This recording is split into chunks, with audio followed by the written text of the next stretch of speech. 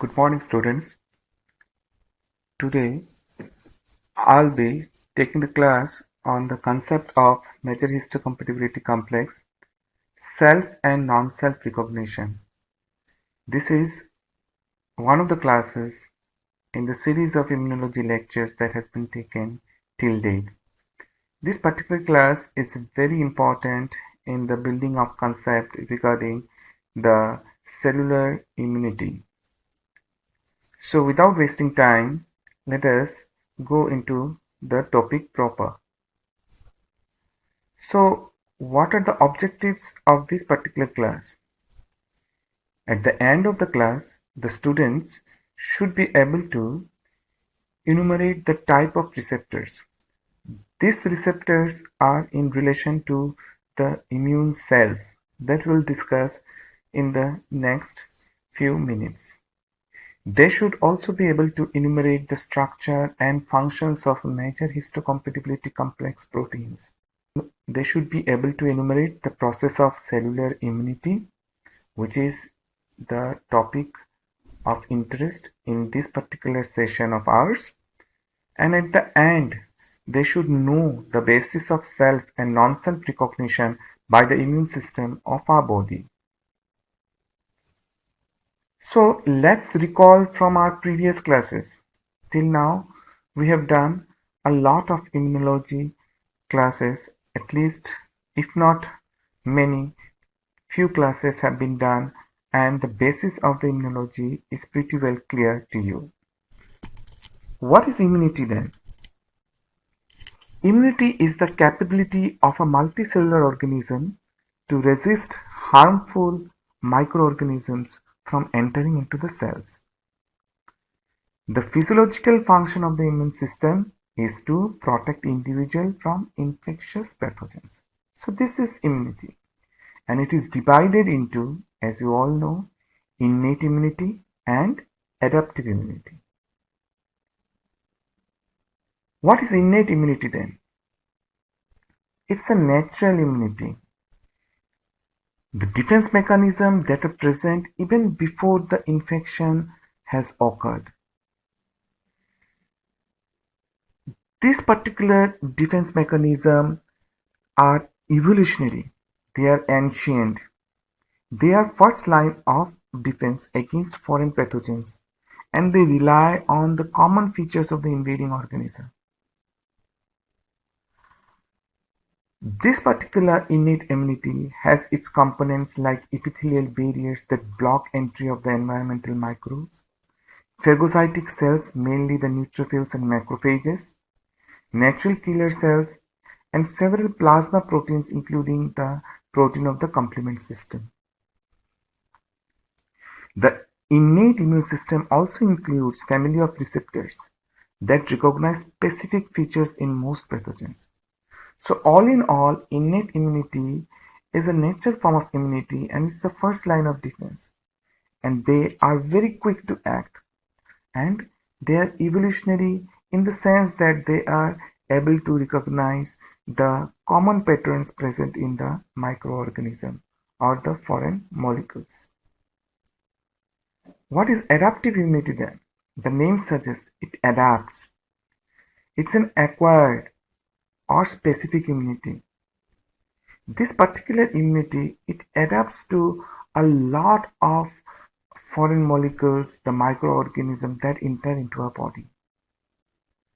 So these are not present from the beginning, but they are stimulated by the entry of the microorganisms in our body. So they are basically the second line of defense. They are able to recognize non-microbial substances called antigens.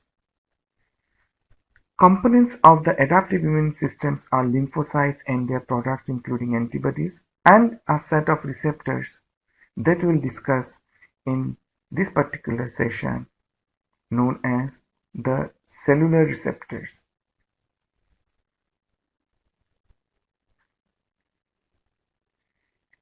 Adaptive immunity is further classified into humoral immunity and cellular immunity.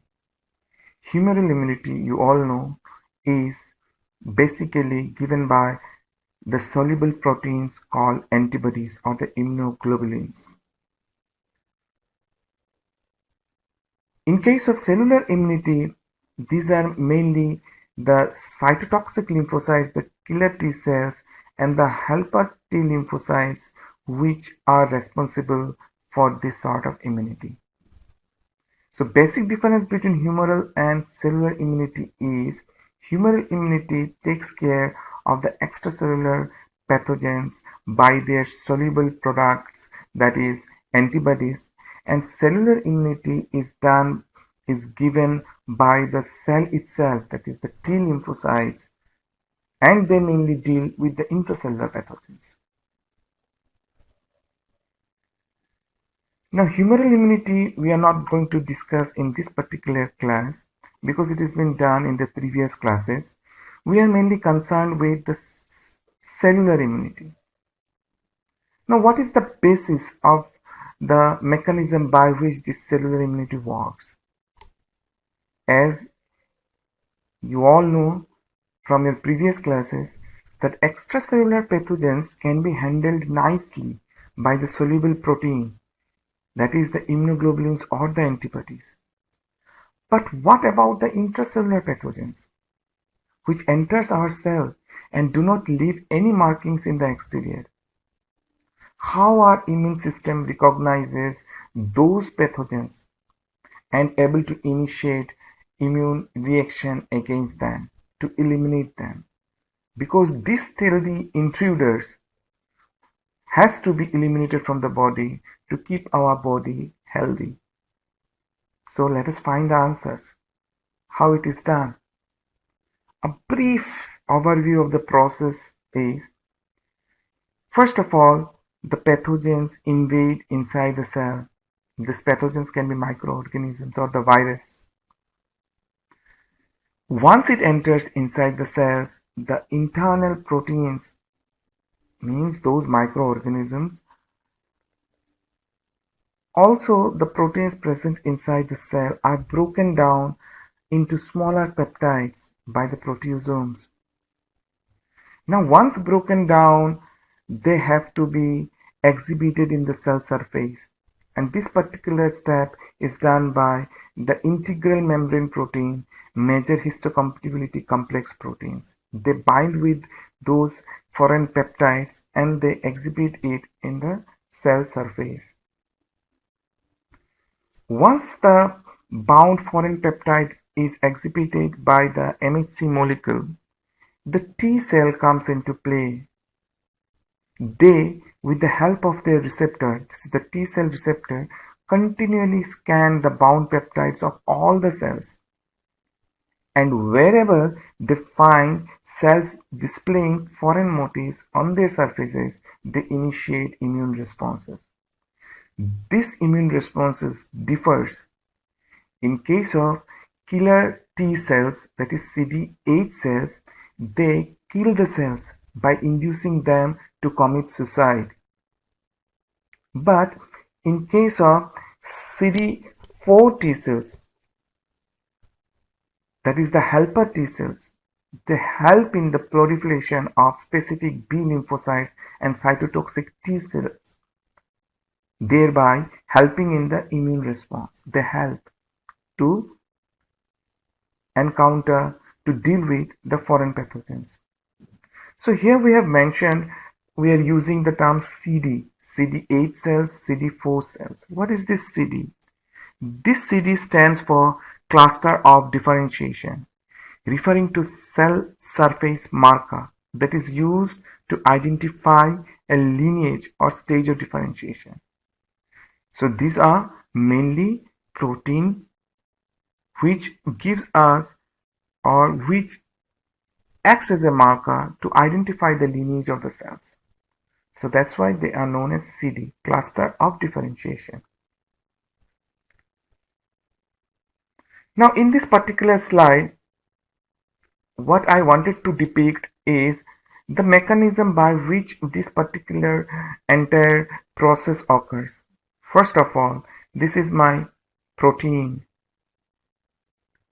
This protein, once it enters the cells, they are cleaved into smaller peptides. These proteins are mainly the pathogens. Once they are cleaved into smaller peptides by the proteasomes, they are transported into the endoplasmic reticulum. Inside this endoplasmic reticulum, we have got these MHC proteins which are newly synthesized.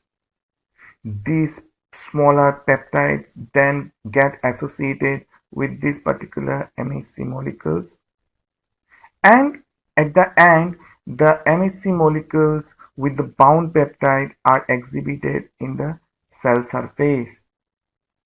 So once it is exhibited, what happens is, let's see this area here.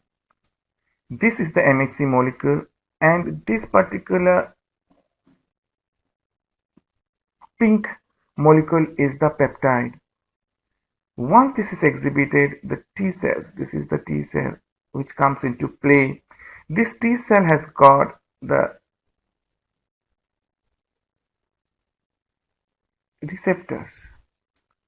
This is the T cell receptor, which scans the cell displaying the bound peptide, and wherever it finds the foreign peptide, it initiates the downstream signal process of signal transduction, and ultimately the immune response is generated.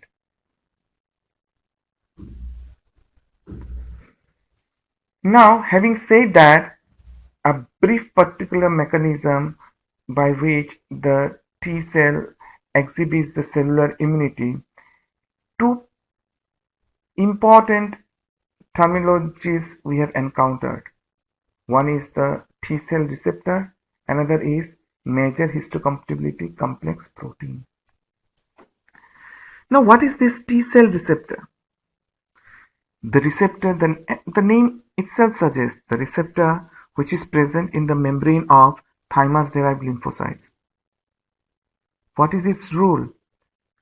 The role, in particular in immunology, the receptors are substances that interact with the ligands, and this interaction is very much required for the activation of leukocytes and other mediators of immunity to start an immune response. These receptors can be divided broadly into two categories. One is preformed receptors and another is somatically generated receptors. Preformed receptors are, for example, pattern recognition receptors. They are receptors of the innate immune system, and they recognize broad structural motifs, similarities in design that are basically present in the microorganism, the foreign molecules, but not in the host cells. Their gene in the genome does not undergo rearrangements. That means the genes encoding these preformed receptors, they don't undergo rearrangements. They just encode the protein, and their architecture is just hardwired inside the genome. But in case of somatically generated receptors, these receptors have got the gene in their genome that are continuously rearranged and recombined to form new set of genes, and gives us variety of these B cell receptors and T cell receptors. The T cell receptors can be further divided into the cells in which they are exhibited. These are CD8 lymphocytes and CD4 lymphocytes. As I said, CD8 lymphocytes are killer T cells and CD4 lymphocytes are helper T cells. Now, a brief discussion about the preformed receptors, and one such example of preformed receptor is our toll-like receptor. As I have already mentioned, that they are pattern recognition receptors. They recognize particular pattern. Those patterns are known as pathogen associated molecular pattern, or PAMP. They are components of innate immune system. Now these hardwired receptors, why I say it to be hardwired? Because their genes are not modified. The genes which are present, the genes of these receptors which are present in the genomic configuration, they remain the same and they encode for these receptors. These hardware receptors have been selected over evolutionary time only to recognize non-self molecules. But for somatically generated receptors, those lymphocyte receptors, the T cell receptors and B cell receptors are generated by recombination of set of genes present in germline configuration. These cells, the T cell receptors and B cell receptors, contain antigen receptor genes like these V1, V2, V30. These are antigen receptor genes, right? The receptor genes which are in the germline configuration, they are present in a segment spatially separated. See how they are separated. How they are separated. This separation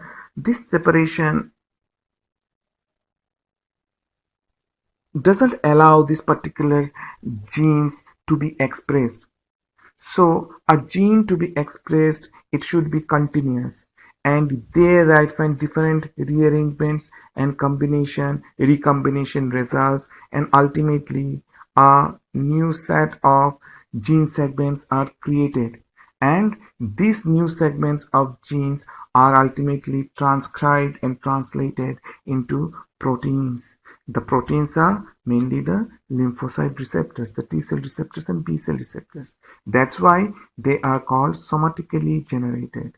Varieties of receptors can be generated and they are able to deal with variety of antigens.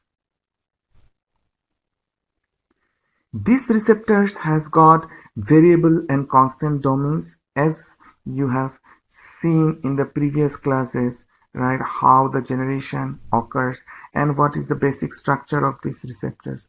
They are having variable and constant domains. Variable domain, just remember, is for binding wide variety of antigens. This receptor doesn't act all by itself. They need the set of co-receptor molecule for signal transduction process. In this slide, let us discuss the receptor which is present in the B cell. These receptors are nothing but the immunoglobulin M molecule. Immunoglobulin M molecule present in the cell membrane, they act as receptors of the B cells. This immunoglobulin M molecule has got variable and constant domains in light and heavy chains that you all know. As I said, these receptors alone, they are not able to initiate the signal transduction process. So we have got two molecules of heterodimeric membrane protein called immunoglobulin alpha and immunoglobulin beta. So this immunoglobulin alpha and immunoglobulin beta has got 18 amino acid sequences rich in tyrosine called immunoreceptor tyrosine based activation motif in their carboxy terminus domain. The tyrosine residues, see these tyrosine residues present in these item segments are phosphorylated and the downstream signal transduction process occurs.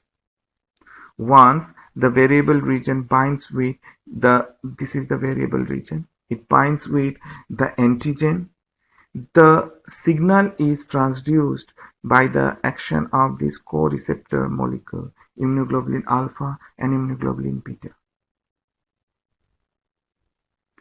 The T cell receptor also bears the same mechanism, but few differences are there.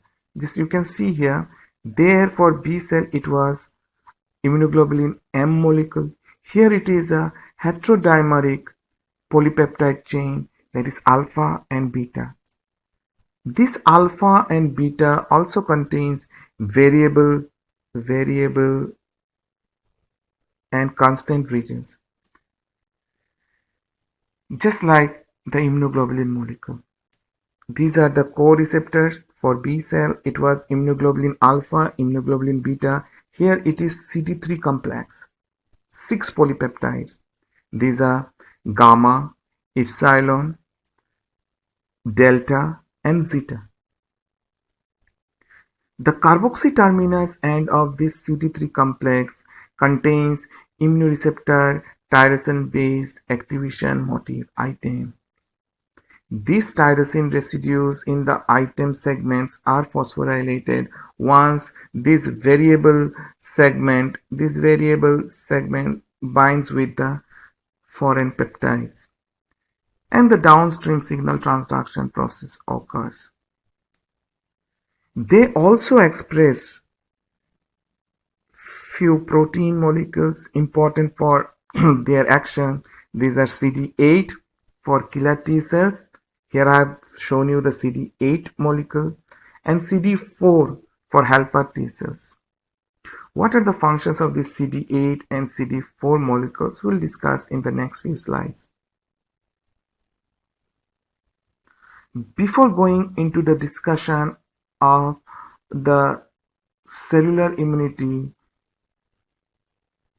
done by these T cells in detail, let us first clear the concept of major histocompatibility complex.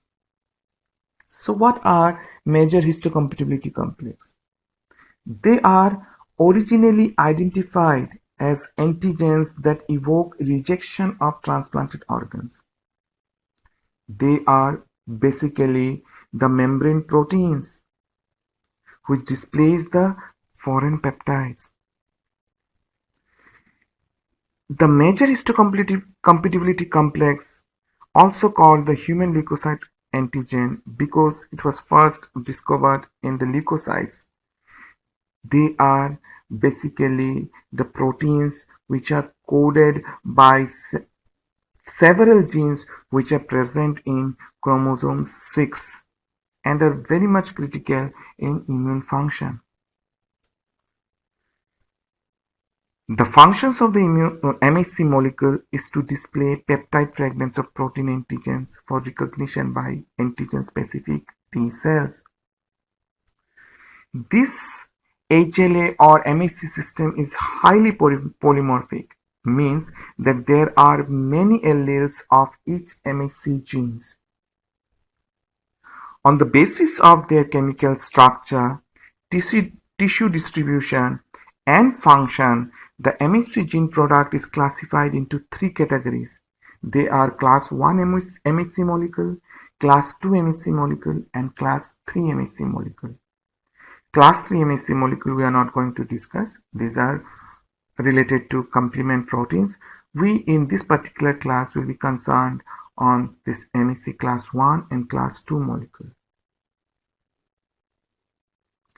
So this is the genomic configuration of the MHC molecule, MHC major histocompatibility complex, or human leukocyte antigens. See, there is class 1 group of gene, class 2 group of genes. Class 1 gene segment has got class 1 A, B, and C. They are termed as HLA-A, HLA-B, HLA-C. So as I said, their classification is basically based on the chemical structure and tissue distribution. That means the gene product of HLA-A, HLA-B, and HLA-C will be structurally similar. Means this structure, and this structure are similar. See, class 2 molecules are encoded by HLA-DP, HLA-DQ, and HLA-DR. Their structure are also different from class 1 molecule, but all in all the DP, DQ, DR gene segments that encode protein which are having similar structure. So let us see the class 1 structure. So this is class 1 molecule. It has got, you see this yellow color. This is the longer polypeptide, that is 44 kilodalton alpha chain, and the red one is the beta 2 microglobulin associated with the beta 2 microglobulin. This alpha chain is highly polymorphic and this beta 2 microglobulin is non-polymorphic. This longer polypeptide alpha chain is divided into three domains. They are alpha 1, alpha 2, alpha 3. This alpha 1 and alpha 2, they oppose with each other to form peptide binding groups. Similarly, the class 2 molecules are made up of two polymorphic polypeptide chain. This is one such, this is alpha and this is beta. This alpha chain has got two domains, the alpha 1 and alpha 2, and beta chain has got two domains, beta 1 and beta 2. This alpha 1 segment and beta 1 segment, they intimately oppose and they form the peptide binding group for the display of the foreign peptides. Now, let us just further enumerate few points regarding this class 1 MHC molecule. Where they are expressed? They are expressed in all the nucleated cells. As I said, these are encoded by three genes, HLA-A, HLA-B, and HLA-C. They are heterodimers consisting of a polymorphic alpha chain, 44 kilodalton, linked non-covalently to a smaller 12 kilodalton non-polymorphic protein called beta 2 microglobulin that we have discussed. Extracellular regions of alpha chain is divided into three domains, alpha 1, alpha 2, and alpha 3. And alpha 1 and alpha 2 domains forms a cleft or a group where the foreign peptides binds. Class 1 MHC molecules, they display their bound peptides that are derived from viral and tumor antigens located in the cytoplasm, usually produced in the cell. That is, those foreign molecules that are intracellular. Class 1 associated peptides are recognized by CD8 plus T lymphocytes. The cell which scans these class 1 bound peptides are mainly the killer T cells. That should be remembered. Regarding class 2 MHC, they are expressed, just remember class 1 was expressed in all the nucleated cell. Class 2 MHC proteins are expressed only on the antigen presenting cells. What are the antigen presenting cells? They are B lymphocytes, macrophages, and dendritic cells. They are encoded by three genes, as I said, HLA, DP, DQ, and DR. They are heterodimeric, that also have mentioned, associated alpha chain and beta chain by non-covalent linkage. Extracellular portions of alpha and beta chains, the alpha 1 and the beta 1 domain, they come in contact and forms the peptide binding group.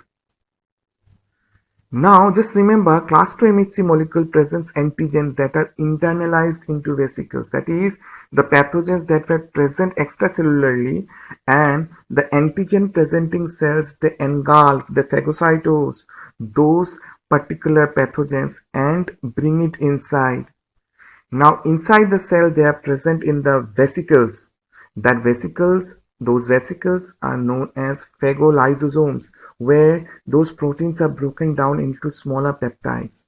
But for class 1 MHC molecule, the peptides which were which were being generated where basically the internal protein, means those microorganisms, those viruses which were present inside the cell, not in the external, not in the exterior. The internalized proteins are proteolytically digested, as I said, in the lysosomes, and these peptides which binds with class 2 MHC molecule are being presented to CD4 T lymphocytes, the helper T lymphocytes. Now these are few differences of class 1 and class 2 MHC molecules that I have made for the simplicity of you people to remember. All the maximum of the points here we have discussed in the last slide. Few things that I want to stress upon is, you see, the last point in this particular slide, that class 1 MHC, they display peptides of length 8 to 10 amino acid, right? And class 2 MHC, they display longer polypeptide, that is 18 to 20 amino acid. This is also another difference that should be remembered. Peptides derived from intracellular microbes is mainly displayed by class 1 MHCs, and peptides which are derived from extracellular microbes, once they are phagocytosed inside the cell, are displayed by class 2 MHC molecule. So you can see the two MHC molecules. This is class 1 and this is class 2. The various domains, the peptide binding group formed has been discussed. You can just have a look into the diagram. This particular slide I have given just to make you understand or give you a visual impression about the type of peptides that are exhibited by class 1 and class 2 MHC molecules, their origin. You see, for class 1, these are the peptides, these are the antigens, means they enter inside the cell. This is intracellular. Once it is intracellular, they are broken down into smaller peptides by the proteasome, and ultimately they are exhibited by the class 1 MHC molecule. But you see, for class 2, these are the microbes which are present in the exterior, and they are engulfed. You see, they are engulfed here by the cell. This is known as phagocytosis, and they are taken inside, and in this particular vesicle, this is phagolysosomes, these proteins, these external proteins are broken down into smaller peptides, and they are further displayed by the class 2 MHC proteins. Now, having discussed T cell receptor and the MHC molecules, we are now in a position to understand the process of T cell mediated immunity in detail. T cell, as I already mentioned, are of two types: CD8, that is the killer T cells, and CD4, that is the helper T cells. Basic process here is the same for these two cells, but the ultimate result of the activation is different. The killer T cells or the cytotoxic T cells, they kill the cells infected with the pathogens, and the helper T cells, they help in orchestrating the immune response against the extracellular pathogens. Okay, let us just see about these CD8 cells. The intracellular microorganisms like viruses and mycobacteria digested by proteasomes in the cytoplasms of the cell are exhibited by class 1 MHC molecule. Now you know the length of the amino acid, the peptides displayed by class 1 MHC molecule is 8 to 10 amino acid long. This particular MHC molecule with the bound peptide, they display their peptide to the T cell, CD8 T cell. As we have seen, the receptors, the T cell receptor present in CD8 T cell, they scan this particular peptide, bound peptide, and if they find that this peptide is of foreign origin, they initiate the signal transduction process. But they can't do it by their own, as I have mentioned. So you need what you need? You need the complex of co-receptors. These are CD3 receptors. This is CD3 receptors. This CD3 receptors has got these item segments. This is immunoreceptor tyrosine base activation motif, which consists of tyrosine residues. They are phosphorylated. Now, here the role of CD8 molecules comes into play. This T receptor does not act alone. It also expresses a protein known as CD8. They interact basically with the alpha 3. Here you see, this is the alpha 3 portion. Alpha 3 domain of the class 1 MHC protein. So by their interaction, the CD8 interaction with the alpha 3 domain of class 1 MHC, this particular interaction becomes stabilized. The interaction between the T cell receptor and the class 1 MHC bound peptide, they are stabilized. Once it is stabilized, this particular LCK here, LCK, this is a protein kinase. This protein kinase is activated, and this protein kinase, as the name suggests, these are kinase. They phosphorylate. Whom they phosphorylate? They phosphorylate these residues, these tyrosine residues present over here. Once these tyrosine residues are phosphorylated, another kinase known as zeta-associated protein 70. This kinase, they come and they dock, means they get attached into the phosphotyrosine residues. Once they get attached into the phosphotyrosine residues, this ZAP70 tyrosine kinase, they further initiate the downstream signal cascade by further phosphorylating the downstream signal molecules. Once it is done, right, the signal is transduced. So what is the ultimate action? The ultimate action is the activated T cell, they secrete perforin. Let us just have a pointer back. Yes, I have got my pointer back. They secrete this perforin and granzyme. The function of this perforin is to destabilize the cell membrane of the target cell which was displaying the foreign peptide in class 1 MHC molecule. So destabilize the membrane. As a result, the granzyme, the serine protease, they enter inside the target cell and initiate the process of death of those target cells by the process known as apoptosis, which is basically nothing but forcing the target cell to commit suicide. So this is how your killer T cell, they kill the infected cells, the target cells, right, with the help of the class 1 MHC molecule. Now coming to CD4 cells, the helper T cells, the entire system is similar, that is, with few differences. First of all, the microorganisms which are displayed, the pathogens which are displayed, they are not intracellular, they are basically extracellular. That I have discussed in the previous slide. They are engulfed, they are taken inside by the process of phagocytosis. This particular work is done by the cells, mainly the antigen presenting cells. These are B cells, macrophages and dendritic cells. They digest it and they bring those pathogens inside a vesicle.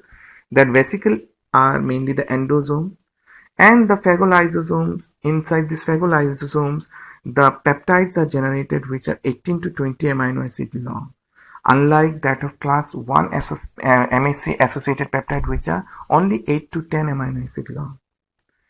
So once these particular peptides are formed, they are displayed with the help of class 2 MHC protein. And these class 2 MHC protein bound peptides are scanned by the T cell receptor.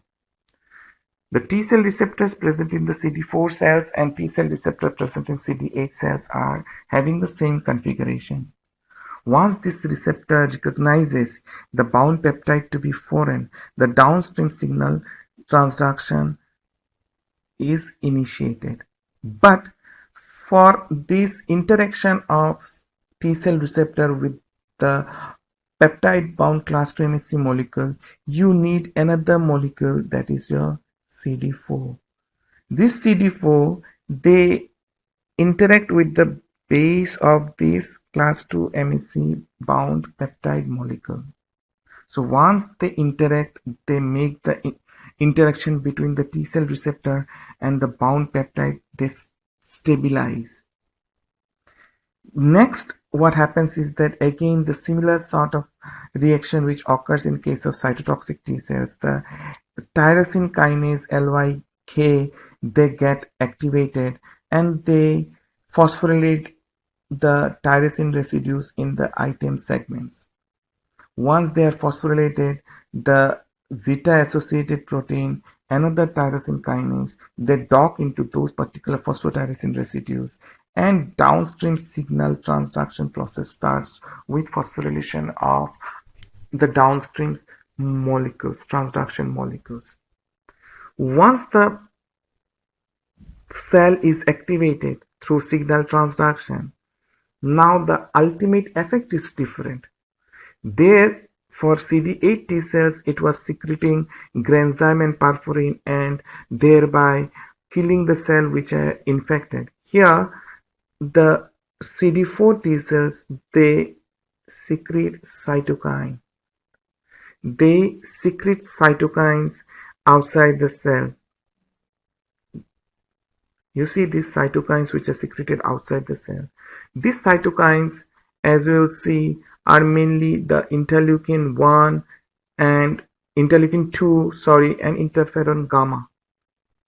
This interleukin 2 and interferon gamma, right, they bind with specific receptor on the antigen presenting cell and stimulate growth, differentiation, and in regards to plasma cells which are derived from B cells, antibody secretion, and orchestrate the killing of the extracellular pathogens. Let us just have a look into the process again. You can just go through these particular steps.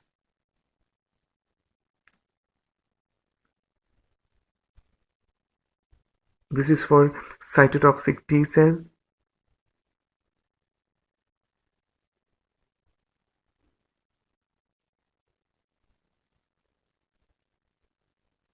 This is for helper T cells.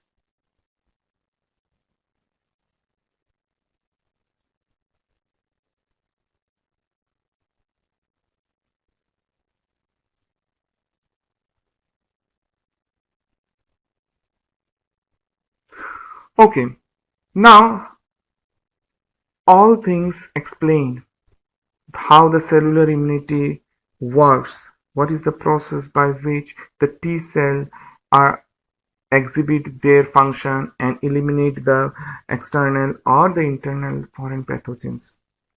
But basically, to do that, the immune system has to recognize, first of all, whether the invading organism or the peptides which are displayed, they are self molecule or non-self molecule. If they are not able to do that, then it can result in catastrophe. Means their inability to distinguish self from non-self can result in immune reaction against their own self molecules. So here lies the concept of recognition of self and non-self, and this concept is very much important. How these cells of immune system, the receptors, they are able to recognize whether the molecule is self or non-self.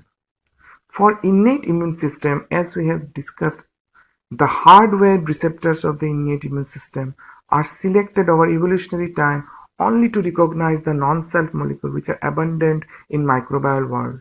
What are those non-self molecules? They are lipopolysaccharide, peptidoglycans associated with the microorganism.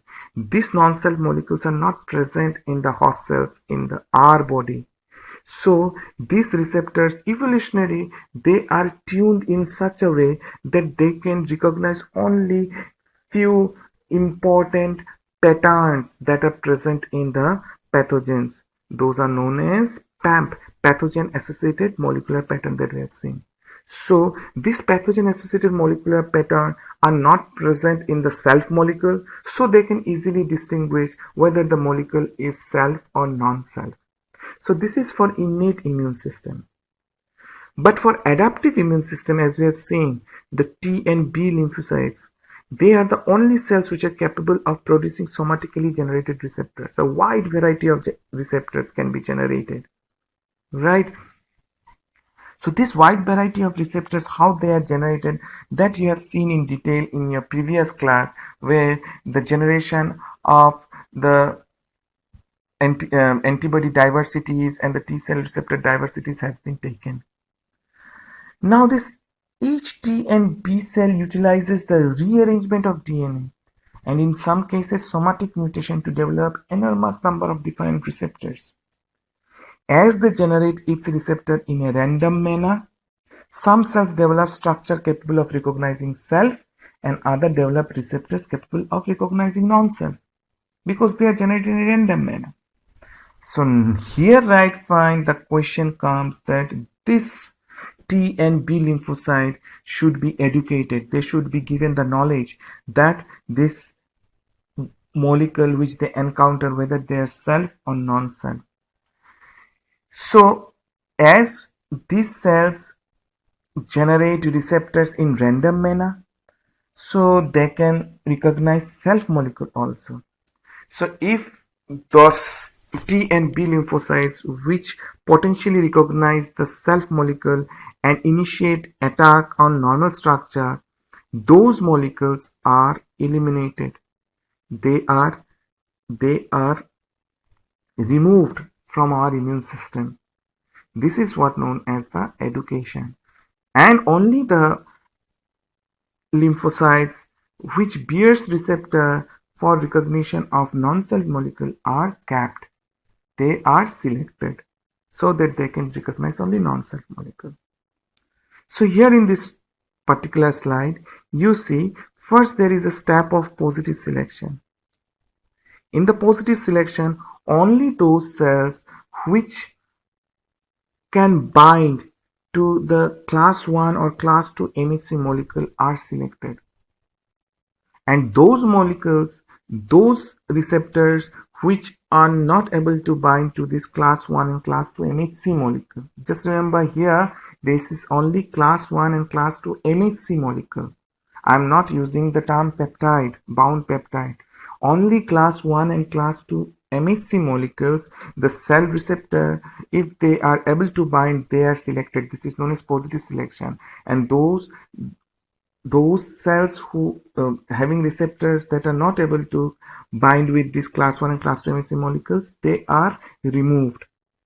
Once the positive selection is done, the next step is the negative selection. Here, the bound peptide with class 1 and class 2 MHC molecule comes into play. These cells which are positively selected, they are now assessed whether they can bind strongly with the class 1 or class 2 MHC self-peptide complexes. If they can bind strongly with the self-peptide class 1, class 2 MHC molecules, they are removed. Only the cell having receptors which can bind with non-self molecule, non-self peptides bound with class 1 or 2 MHC molecule are selected, and they are further divided into the CD8 cells and CD4 cells. So in this manner the education is done and the non-self recognition is being perpetuated and the self recognition is eliminated. So what I have mentioned in my previous slide, the same thing I have discussed over here. You can just have a look. So all in all, in today's class, at the end, we are able to understand the basis of cellular immunity, the difference between the MHC class 1 and class 2 molecule, and also the concept of MHC. Also, we are able to know the concept of self and non-self recognition by the immune cells of our body.